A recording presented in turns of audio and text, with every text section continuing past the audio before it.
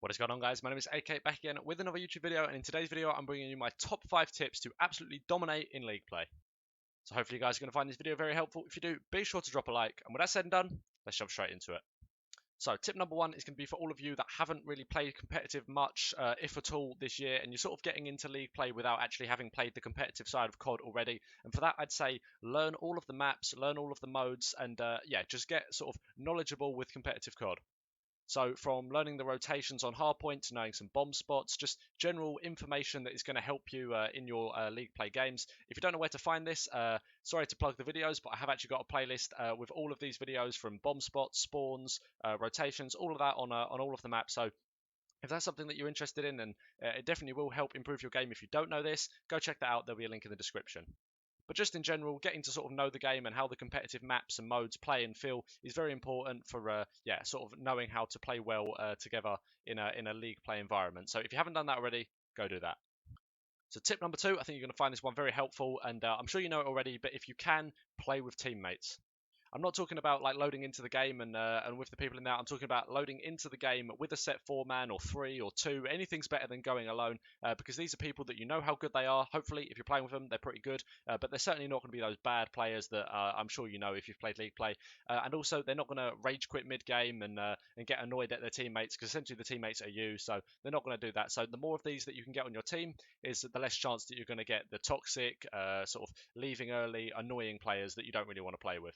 Now, this is really important because it's something that I'll mention over and over again, but the more wins that you can get in a row, you start building up the streaks that help you get more points to place higher on the ladder. So you play with the good players, you're going to win more, you're going to get longer streaks, and you're going to move up the ladder faster. So if you've got teammates to play with, make sure that you do. Now, tip number 3, very important one.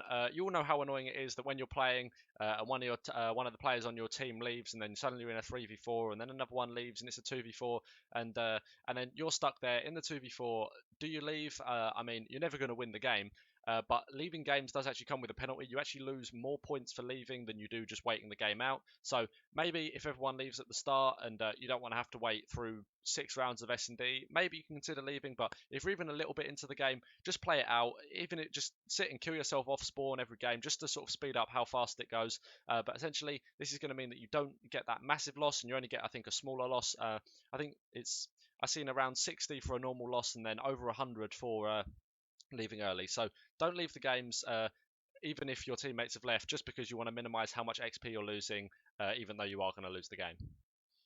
Tip number 4 is you're going to want to make use of this. Use your microphone. Talk to your teammates, both if they're in your party or if they're in game chat, because people that are going to communicate are going to be playing better, being able to do callouts. Again, if you're not really into competitive COD and haven't been doing that for a while, you might not be too confident, but even just sort of saying what you see, calling out where the enemies are in as simple language as you can is definitely going to be more helpful than the teammate that just stays silent and doesn't say anything all game.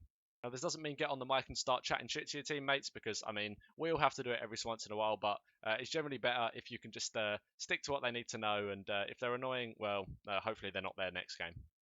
And last but not least, another big important thing is warming up before you go and play League play. So if you're someone that does take a while to warm up and your shot isn't always great off the start, go play a couple games at pub, shoot some bots, just because in League play you want to get as many wins as possible and you don't want to lose. So if it takes you a game to warm up or a game or two to warm up, these are going to be losses that are just going to negatively affect you, pull you down the ladder, and essentially mean you have to play for longer to get to where you want to be. So warm up a little bit before you play, and hopefully that should help you quite a bit.